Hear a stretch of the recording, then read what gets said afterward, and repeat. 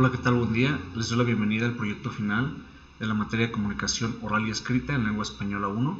Mi nombre es Elio Iván Malagón Rodríguez y mi docente es la maestra Zoe Mendoza de los Santos.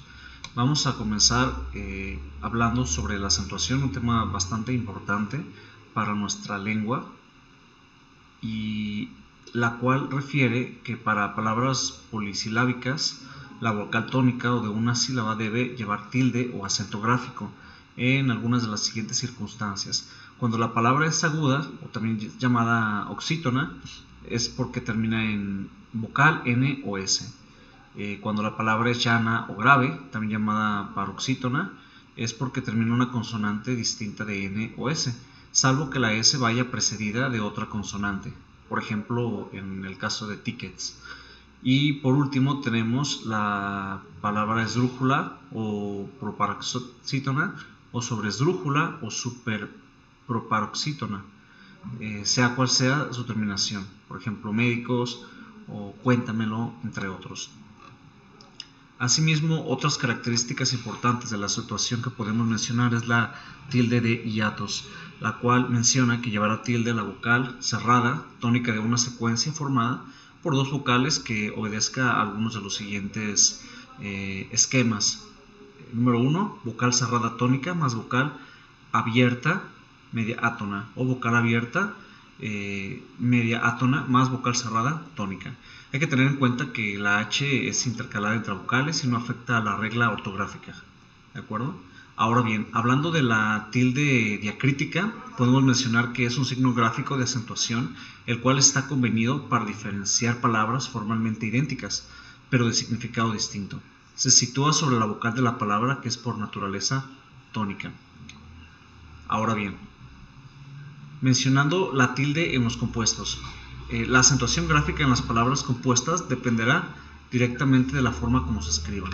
Si se trata de compuestos sintagmáticos o unidos por un guión, podremos mencionar que estos compuestos gráficos solo se marcarán en la segunda palabra si así lo requiere la norma. Ahora bien, cuando hablamos de la tilde en palabras con pronombre enclítico, las palabras llevan adjuntos pronombres enclíticos que siguen las normas generales de acentuación. Como por mencionar un ejemplo, deme o confiose, etc. La tilde en los adverbios derivados en mente se marca básicamente sobre la base adjetiva si ésta ya lo lleva antes de recibir el sufijo. Por ejemplo, cortésmente o límpidamente. ¿De acuerdo? Ahora bien, hablando sobre el tema de la puntuación, que viene a representar algo totalmente básico en nuestra lengua, vamos a mencionar diferentes características y diferentes elementos. Vamos a mencionar en primer lugar a el punto, el cual es empleado normalmente para marcar el final de un enunciado que se considera como completo. Hay tres tipos de puntos, el cual se caracterizan de la siguiente forma. El primero de ellos es el punto y seguido, el punto y aparte y el punto final. Cada de ellos se emplea en diferentes circunstancias. El punto y seguido principalmente se entiende como una separación de enunciados dentro del mismo párrafo, mientras que el punto y aparte sirve para separar dos párrafos. El punto y coma, por otra parte, su empleo más frecuente es cuando nos referimos a una enumeración o algunos de los miembros llevan comas en su interior. Es prácticamente obligatorio precediendo locuciones conjuntivas y adverbiales. La coma, por sí misma, nos permite separar los miembros de una enumeración, salvo en general el último si va precedido de una conjunción copulativa. Ahora bien, hablando de la coma como una obligación para señalar el comienzo y el término de las estructuras parentéticas o incisos que incluyen comentarios que precisan o amplían lo dicho de la oración.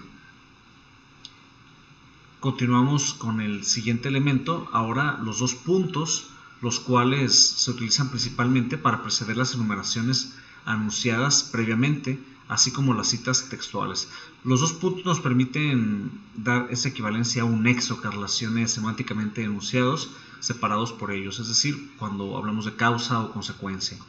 Ahora bien, los puntos suspensivos sirven fundamentalmente para indicar la inconclusión de un enunciado y entonces suele equivaler a la palabra etcétera.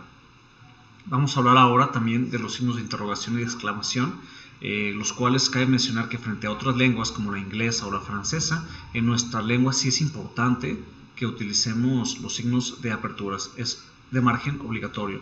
El punto de signo de cierre también será elemental y por tanto cada pregunta o exclamación deberá llevar ambos. En este caso, en la parte final suplen al punto, por lo tanto se tiene que continuar con una mayúscula. Puede servir para marcar el término de una frase también.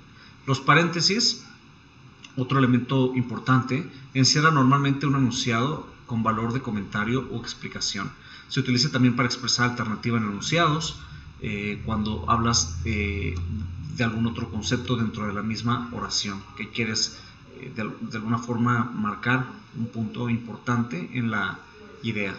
Los corchetes se emplean para encerrar un enunciado secundario o una aclaración de un texto que ya va entre paréntesis. La raya o el guión largo nos va a permitir encerrar un enunciado con valor secundario a una aclaración, por lo que equivale al paréntesis.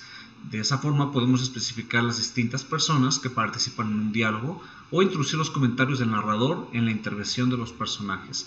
Las comillas, su uso más representativo puede estar directamente en un carácter literal en la expresión, pues se reproduce como un enunciado, es decir, para reproducir una cita de forma textual. Las citas dobles se utilizarán para citar, por ejemplo, títulos, y las comillas simples para representar significados. Y para mencionar también tenemos el diéresis o crema, que básicamente se sobrepone a la letra U y nos permite darle un valor fonético. Por ejemplo, la sigüela lingüístico, y de esta forma pues complementamos un poquito más la cuestión de cómo pronunciamos la palabra. Básicamente esto es una introducción general de lo que habla la acentuación y puntuación, precisando la referencia bibliográfica de la competencia intercultural de la enseñanza de lenguas extranjeras de Silvana Aparicio del 2011, competencia intercultural en la enseñanza de lenguas extranjeras. Les agradezco mucho por su atención y les deseo que tengan un excelente día.